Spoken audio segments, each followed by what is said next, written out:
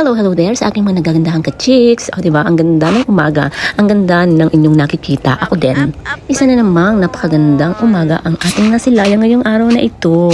Alam nyo ba na humabol pa kami ng oras na yan dahil ang pagkakaalam namin is sa Katara sila magpapalipad. Yung pala dyan sa ibang lugar. So, nag-convoy na lang kami doon sa mga sasakyan kung saan nakalagay yung kanilang mga hot air balloon na palili pa rin. Ang hot air balloon nga pala dito sa Qatar ay laging nangyayari every year at this kind of weather.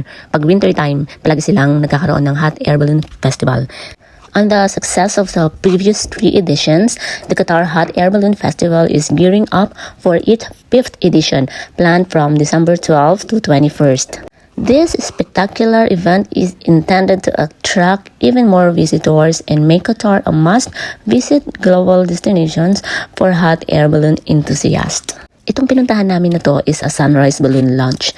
The sunrise launch are going to be just as the name says, at sunrise.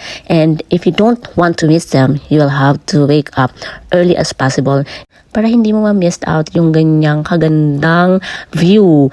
'Di ba? Matutunghayan mo kung paano sila mag-prepare, paano nila ayusin, paano nila paliparin sa himpapawid yung mga hot air balloon.